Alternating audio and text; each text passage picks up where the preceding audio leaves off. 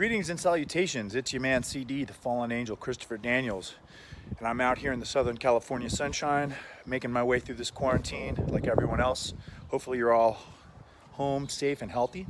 I want to do a quick shout out to Carl and Anthony, who are the leaders of the A2theK WrestleTalk Podcast. You guys can watch that on YouTube, listen to it on Spotify, etc., etc. And I just want to say I appreciate their support. The guys at AEW, we wouldn't be where we are today if it wasn't for fans like you guys. And I'm sure Carl and Anthony feel the same way about all of you that listen to A2theK WrestleTalk. So keep listening to A2theK WrestleTalk. You guys stay home, stay safe, stay healthy, and I'll see you later. Now let's get on to the exciting Wednesdays that we have, Carl. I'll start. So we'll do NXT. Now, I'm going to start by being pissed off, Carl, because I was looking forward to Finn Balor and the Velveteen Dream, weren't you? As was I. I was very much. And I even mentioned last week, that's going to be a good match. I'm looking forward to it. And what do they do this week? They kick off with a very unusual book. You know when something feels last minute and they're not telling you why? Very unusual booking choice where it's like, you know, Finn's nowhere to be seen and clearly something's happened. You know, look, his locker room's a mess or whatever. And and he'd gone missing, he'd gone AWOL. So basically we had the Velveteen Dream out in the ring, and I'll be honest, whatever's happened there, and it did feel last minute, and I do think something's gone on there, they've done the best to salvage it, because we did get Adam Cole, and now I've moaned for a few weeks now that considering he's the NXT champion, we haven't seen him in a while. You know, they cancelled doing his celebration for being the longest running NXT champ. When we have seen the Undisputed Era, he's not been included in it. I think he's done a promo from his home at one point, but we haven't seen a lot of the champ. And that was kind of great. And it's like he's meant to be the face of the NXT roster, isn't he? But we get Adam Cole and the Undisputed Era sort of come out, essentially trying to ambush a Dream. A bit of back and forth. The same thing where, you know, Adam Cole making a very valid point that, you know, everyone seems to assume that whoever was going to win between him and Finn, we're going to get a match against him for the title. It doesn't necessarily work that way. People are just used to booking their own shit now, Adam. I don't know where you've been for the last few weeks, but that's how it works now. But yeah, so they go for a bit of an ambush, and then Keith Lee gets involved. So we had, was it Strong Fish? They to sort of try and get Velveteen Dream. And then obviously Keith Lee evens the odds to being the behemoth of a man that he is, and then we basically set for a main event match, including these chaps later on. So we have the Undisputed Era versus the slightly, I don't know if it's an unusual combination. It is for me. I've not seen them team up before, but the unusual combination of Dream and Lee. And you know, not a bad opener, but it was really just to address a disappointing main event because we're not getting the match I wanted. I don't know. It seems really random the way that they handled it. So I don't know if it was intended. I mean, the only thing I can think of would be Killer Cross or something, or whatever he's called now, maybe potentially, or Walter, or I don't know, something like that, getting involved. But it wasn't handled very well. What I don't get, and the reason I feel like it felt last minute, is because there was no sign of Finn. There was no, you know, knocked out Finn lying on the floor, any traditional stuff like that. He just went there. And then the next thing we get, I think like the day later or something like that, we had a post on social media like, oh, I was attacked and I'm injured and I'm upset. Or, you know, he put something on to address the absence, but it just felt like all right, we got a tweet. We know what's going on now. Good booking. So I don't know. It felt a bit strange, and it felt like something that they maybe couldn't avoid. So he couldn't be there, and they thought, fuck it, we'll write it in somehow. I'm purely speculating there, but it just didn't feel very strongly booked. So I presume it's something they had to do rather than something he wanted to do. You know, it is what it is. The main event is still going to be a decent one. It's just not the one I was expecting. And then we move on to it ultimately ended up being a tag match, but the biggest distraction was Shotzi Blackheart, your favorite women's NXT roster member, came out in a very tiny tank. Okay. Just as every good creative wrestler does. Yeah, honestly, your creative wrestler shout is getting more and more accurate, because that is the kind of shit I would have put together when I played SmackDown versus Raw back in the day, or Here Comes the Pain, or whatever. You know, it's like, what's the most random entrance you can do, and let's throw all the tattoos on and the mad hair and all this. It's like, she is very much just like, someone pressed the random button. And she is a preset. Yeah, definitely a preset. So she come out in a tiny tank for some reason. I don't know if it was. I could be wrong on this, but was it slightly to pay homage to Triple H? Maybe. potentially. I know. It had the little skull on the front, and one of the iconic memories of H was when DX drove the tank to whatever building that was at the time. I can't fucking remember now. WCW. Oh no, it was WC. Sorry, the building itself. I can't remember what their building was that they actually drove to, but it was part of the Monday Night War, wasn't it? But yeah, nevertheless, I don't know if she was trying to pay slight homage to that, but it was like a proper tiny tank as well, so I don't know. So she was teaming with Tegan Knox, I believe it was, against Dakota Kai and Raquel Gonzalez. Let's just call her Gonzalez, right? But basically the muscle for Dakota Kai, which, to be fair, that's pretty much how the match went as well. Gonzalez looked like an absolute beast in this match. She even actually finished getting the pin on Blackheart with a one-arm powerbomb. And she looked. I think that's pretty much how the booking her anyway. As there seems to be a bit of history to this feud. We've had the back and forth between Knox and Kai anyway. But Gonzalez being Dakota Kai's muscle and genuinely coming out looking like a powerhouse is pretty good. I enjoyed the match. It wasn't overly long. It wasn't sort of ridiculously booked. It was good. It did the job. And yeah, I thought I'll give it a little bit of a talk because I know you love Shotzi Blackheart. So yeah, it's for you that one, Carl. Oh, thanks. No worries. Do you have any comments on that one? No, similar to what you said there. I thought just weird as fuck from Blackheart there. Like, she is literally the embodiment of a great wrestler. Just insane. But yeah, I thought it was quite an impressive showing for Gonzalez. Fucking hell, that powerbomb was impressive. Oh yeah, not half. I think she's being booked very well at the minute. We'll see where they go with that because again, NXT in it, so who knows? She might end up on the main roster for no reason at all. And then the next match, this one, I have some feelings on this one, Carl. So we had Jake Atlas versus Drake Maverick, and the match itself was decent enough. But the comments I want to make and the discussion I'm going to have, and this is probably going to be the larger part of NXT discussions for this week, is the fact that the Drake Maverick thing is feeling more and more like a work. And I'll be so pissed off if it's a work because I've not seen them. Bear in mind the amount of people they let go, but they've leaned so heavily on the fact that he's fighting for his career and he's been released and look how gutted he is and he has to prove himself and he has to win this match and then he didn't win the match and now he can't lose the next two. If he loses either one of the next two matches, he's fucked. And it feels like a booking. Feels so heavily like a booking. He's done backstage segments where he's nearly crying again and stuff. But it's like, if this is a booking, if this is something you've done where you've gone, well, we're releasing a load of people, but we'll throw one in there as a story, it's just so insensitive and so fucking ridiculous that I can see a lot of people getting really pissed off with WWE if this is true.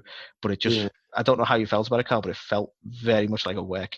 So I don't think it was premeditated. I don't think they sat down and went, we're going to throw in Drake as well and then have it part of this plan or anything like that. I think he was absolutely released, and the way that he got on social media afterwards, very upset and genuine about how he felt, and the reaction to that from fans has probably made WWE go, oh, fucking hell, like, people do actually quite like this guy, and so I feel like if anything does happen, I don't think it was ever premeditated to begin with. He might have just kind of promoted his way back into getting rehired or something potentially. But that being said, I don't think they are going to rehire him, at least in the short term. I think it's probably they're just making the best of what they can with the situation. So they're probably going to let him win next week just to create that suspense. And then they'll have he'll end up losing it 2-1. And the very sad he's now fired thing just for TV ratings, I reckon. There's one or two things that's going to happen here. Like you say, it'll play out like that. And I'll give so much credit to Drake Maverick for putting the work in, even when he knew that was his days numbered. And, that is professionalism at its best. Mm-hmm.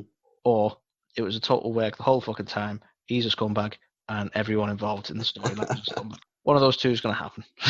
It's very polarizing options you have there. Either we love him and he's an absolute legend and professional, or he's the scum of the earth. So as it stands right now, Drake, you are both. So you are a lovable scumbag right now. You are guilty until proven innocent. No, I genuinely hope it wasn't a work. It's just that because they've built a story around it, it just felt a little bit to me like, even if, fair play to him if he's managed to keep his job by doing that emotional social media post and getting himself over, essentially. But if that's going to be the case, WWE shouldn't have looked at that and gone, God, look how the reaction to that. Maybe we shouldn't have sacked Drake. They should be turning around and going, maybe we're the bad guys because it was horrendous. It's being called Black Wednesday, for fuck's sake. That's not a good thing, WWE. No. But yeah, obviously it was a good match. Atlas showed a bit of respect to Drake at the end as well, which again made it feel more like a work for me. But yeah, he's going to continue in the tournament. He's got another 2 matches, and I think you've probably booked it right here, Carl. I think he's probably going to win his next one, and then we'll see what happens on the last. Whether he takes the win and WWE relents on this release, or whether he takes the loss. And do you know what? They could even give him the win and then run with the title until the other fella comes back, whoever the fuck he was. But that'll be interesting to see. I'm actually now not sure what's going to happen. So good. And then what do we have? Oh, we had another cruiserweight match after that. We had Kushida and Tony. Is it Nese? I don't know. Nese? Tony N. Not much to note, really, to be honest, Carl. It was decent. They're both decent in the ring, but it was a match and it happened. And who took the win? Who took the win, Carl? Kushida took the win, according to my notes here, because that's how memorable this match was. I had to look at my notes to find out who won that one. But again, not a bad match, just not much going on there, really. Especially following the Drake Maverick one, obviously that had a bit more to it. And then we move on to Mia Yim versus Jessie Kamea. I may have spelled that wrong, I'll be honest. Jessie. Again, not much of a notable match. Jessie K. Yeah, Jessie Quick. Basically, the match itself didn't have much to it. Mia picked up the win quite quickly, and then it led to a bit of a promo from Charlotte to bump up their match next week. So, if you love a promo from Charlotte, this is one of them. It's just typically she does the same fucking thing every time. You're good, but I'm gonna beat you. Yeah, woo. And that was the promo. So yeah, I don't actually. It's nice to see. I don't know where she's been, Mia Yim. She's not been there for a while, or for a few weeks, or certainly for the last few weeks I've been watching her. But she is a good wrestler. She's a good character, and it will be a good match between her and Charlotte. So it's good to see her back in the ring, I suppose. Mm-hmm. What do you make of the Charlotte promo, Carl? Are you excited? Is it really built up and anticipated the match? You don't think I watched that shit, right? Yeah. That was your skip button right there. 100%. And then, Carl, to round it off, we had another cruiserweight tournament dinghy match. Now we had the newly tattooed Gentleman Jack, who's going for a slightly different look than I last saw him. Fair enough, he's got a big pirate ship or some shit now. Still a gentleman by all accounts, or whatever. He went up against it was a debuting. Do I do it? I'm just going to call him Phantasma. Just Phantasma. I can't pronounce it. El Hijo del Phantasma. I don't know, whatever. Yeah, so he was debuting, and to be honest, it was a good debut match for him. He picked up the win over Gentleman Jack, who is the NXT jobber now by the looks of it. But yeah, other than it being a debut for him, there's not a lot to note on that. Further in the tournament. There we go. See, I'm breezing through a lot of this because you might have noticed NXT, there's not a lot to talk about. There's matches. There's matches to watch, but there's not a lot to talk about story build wise. No, I do think, as you said though, that it was quite a good debut for Phantasma there. So I'm interested to see where he goes. Obviously, he's quite big in Mexico, so let's see whether he translates well over here. Yeah. To be fair, and I'd say it was good. It was a good debut match for him. Sadly, not to an audience, but there you go. That's pretty much the state for everyone these days. And then we had some shenanigans, Carl. You love shenanigans, don't you? So, love shenanigans. Obviously, the main event was meant to include Keith Lee. We see Keith Lee getting taken out by Damian Priest. Now, I was quite happy with this because I feel like this was good. We've done a video package on Damian Priest almost as a counter to the video package we had for Keith Lee, in which Priest was saying basically, everyone thinks he's great, but he even pointed out the triple threat match they had for the North American title previously, in that from Damian's perspective, certainly, and from the way the video package made it look, is like Keith Lee didn't really want to take on Damian. He sort of shoved him or knocked him off the ropes out of the ring and took the victory from the other fella in the match, who definitely I remember who that was. And then Damian Priest is like, basically he didn't want to go toe to toe with me, and he's not all that, and so on and so on. And it was a good build. It was a good build for Damian, and it was a good build for this particular inevitable match for them next week. But essentially, shenanigans happened. Damian Priest hits Keith Lee in the throat with his nightsticky thing, and he puts him out of the match. And then surprisingly, we have Dexter Lumis making another appearance this week, Carl. I know you loved him last week, so he steps in naturally, being a long-time friend of the Velveteen Dream, steps in to help his buddy out. So it's now the Velveteen Dream and Dexter Lumis taking on the Undisputed Era. Yep. As for the main event, which was that match, fair play. I didn't give him much attention last week. I didn't give him much respect last week, but Dexter Lumis really looked strong in this match. He took it to all of the Undisputed Era, and even because ultimately we see Dream getting the win, we see him dropping the elbow onto Cole and getting the pin, which is a great booking from a point of view. He's now pinned the champion, although not in a title match. You know what I mean? But the fact that Lumis basically set him up for that, he cleared the ring for him, is a fantastic, strong showing for this new guy as well, especially for the way they want to book his character. So all in all, it was a really good match. Not the main event we were anticipating or expecting, but a really good match. I was quite impressed. And that was NXT. Thoroughly enjoyed. Sure.